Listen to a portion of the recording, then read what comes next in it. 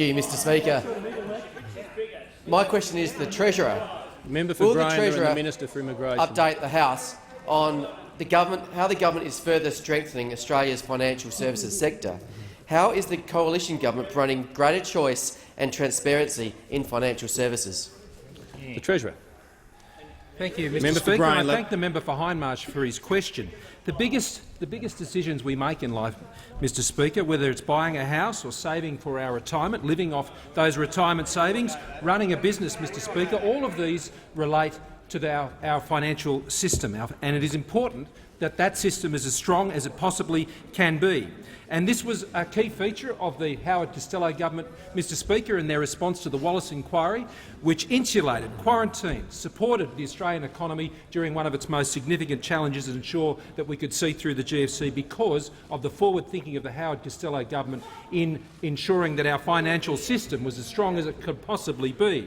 Now, in addition to that, Mr Speaker, it is part of our plan to ensure a strong economy with strong jobs growth is to have an even stronger financial system. And this goes along with what we're doing to improve our tax system, the free trade agreements, our innovation statement will be coming later in the year, the infrastructure investments, the competition policies, the strengthening of the budget. All of these together with our response to the financial systems inquiry today is all about growing the economy and growing jobs. Now, the government's response to the Murray Review embraces in whole or part some 42 of the 44 recommendations, Mr Speaker.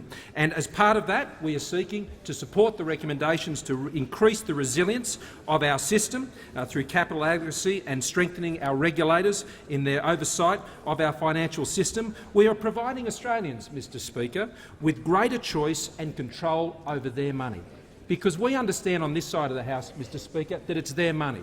The money that goes into superannuation is money that they've earned, and albeit they may be mandatorily required to contribute to superannuation, but that doesn't make their contributions the ownership, Mr Speaker, of their employer or the union that they may be a member of. And their money going into super should not be used as a chattel by negotiations made by unions and employers to direct where their money should go, because they should decide, Mr Speaker, where their money should be invested. And it shouldn't be subjected to the sorts of deals, and we know all about the deals that are done by those opposite from time to time, Clean Event and all of these things, Mr Speaker. We don't think that people's superannuation should be used as a chattel in the sorts of deals that are done by those the Treasurer will confine himself to the subject matter of the question. Now, Mr Speaker, we are providing in our response, and the Productivity Commission will immediately move to conduct an inquiry to ensure that there will be greater choice on default funds.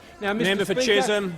The Prime Minister has also already mentioned the announcement that, in response to the recommendation on surcharges, that we will be banning unfair surcharges. And currently, the average interchange fee is around 0.5%.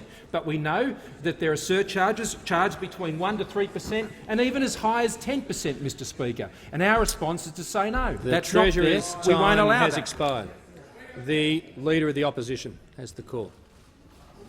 You're on schedule for next. It's question 6. Leader of the Opposition. Thanks, Mr Speaker. My question is to the Prime Minister. Does the Prime